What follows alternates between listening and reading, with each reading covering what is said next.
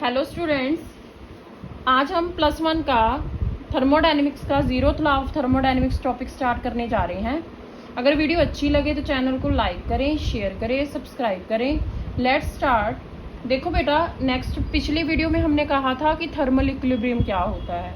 Thermal equilibrium देखो अपन ने क्या करा था कि मान लो कोई भी सिस्टम है ए और बी, इसमें डायाथर्मिक वॉल लगी हुई है। ये तब तक हीट एक्सचेंज करते रहेंगे जब तक इनका टेम्परेचर सेम नहीं हो जाता, मीन्स के टी ए टी बी के इक्वल नहीं हो जाता। तो ये अपने पास क्या था, थर्मल इक्विलिब्रियम। उसी के बेस पे अपने जीरोथ लॉ ऑफ थर्मोडायनेमिक्स है। देखो क्या होता है थर्मोडायनेमिक्स जीरोथ लॉ। मान लो ऐसे कोई सिस्टम है, ये कोई सिस्टम है, ये ए है और ये बी है और ये सी सिस्टम है, ठीक है।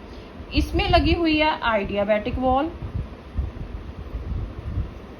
और इसमें जो लगी हुई है ये लगी हुई है डायाथर्मिक वॉल, ठीक है। इसके अंदर भी हीट है, इसके भी अंदर हीट है, इसके अंदर भी पार्टिकल्स है, इसके अंदर भी, इसके भी। ये तीनों क्या है, सिस्टम है, सेपरेटली सिस्टम है, ये बी और सी, ठीक है। जो ए सिस्टम है वो सी के साथ थर्मल इक्विलिब्रियम में आ जाता है, जो बी सिस्टम है वो भी सी के साथ आ जाता है। मीन्स के जो डायाथर्मिक अपन ने क्या करी थी, जिसमें हीट क्या हो जाती है, पास आउट हो जाती है। आइडियाबैटिक क्या होती है, हीट नॉट पास आउट, ठीक है। इसमें हीट पास आउट हो जाती है, इसमें हीट नॉट पास आउट होएगी। मीन्स के ए और सी, ए के पार्टिकल्स और सी के पार्टिकल्स में हीट का क्या होएगा, ट्रांसफर होएगा। हीट का ट्रांसफर तब तक होता रहेगा जब तक टी ए और टी सी दोनों इक्वल नहीं हो जाएंगे।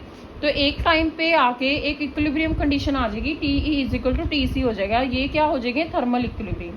ऐसे ही बी और सी, टी बी और टी सी, पर टी बी के पार्टिकल टी सी में भी मतलब इस बी के और सी में भी पार्टिकल हीट ट्रांसफर होएगी। हीट ट्रांसफर तब तक होती रहेगी जब तक इनका टेम्परेचर सेम नहीं होएगा। टेम्परेचर सेम होएगा मतलब इनका एक पॉइंट पे आके हो जाएगा।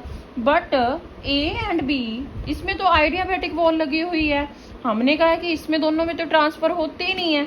तो फिर क्या करना है, इसमें क्या होएगा, देखो इसमें अपने पास होएगा क्या, अगर अपन इनकी पोजीशन चेंज कर दें वॉल्स की, ए बी, इस पे हम डायाथर्मिक, पहले वो कंडीशन थी कि पहले यहाँ आइडियाबैटिक थी और डायाथर्मिक थी, पहले वो टेम्परेचर सेम हो गए। फिर बाद में हमने क्या करा कि बाद में पोजीशन चेंज कर दी, यहाँ डायाथर्मिक लगा दी और यहाँ अपन ने लगा दी आइडियाबैटिक, ठीक है। यहाँ तो टेम्परेचर सेम हो ही चुके हैं क्योंकि यहाँ तो जरूरत ही नहीं है। तो इनकी हीट भी आपस में ट्रांसफर होएगी, इसके पार्टिकल्स की हीट, इसके पार्टिकल्स की हीट ट्रांसफर होके, तो ये तब तक ट्रांसफर होती रहेगी जब तक टी ए टी बी के इक्वल नहीं आ जाता।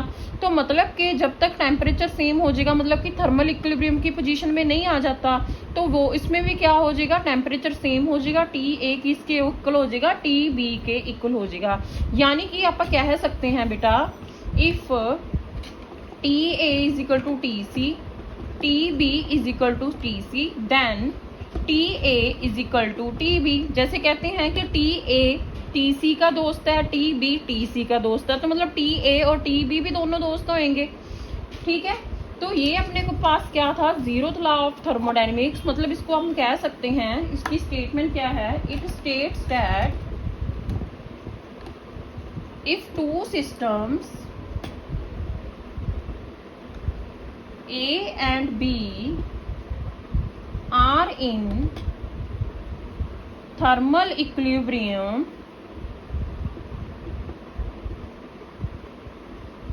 with the third system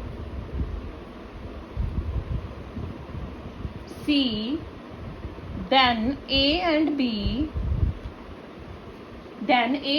must be in thermal equilibrium। यही तो हमने करा है, ठीक है। तो ये अपने पास क्या था, zeroth law of thermodynamics. Thank you student. अगर आपको वीडियो अच्छी लगे चैनल को लाइक करें, शेयर करें, सब्सक्राइब करें। जल्दी मिलते हैं नेक्स्ट टॉपिक के साथ।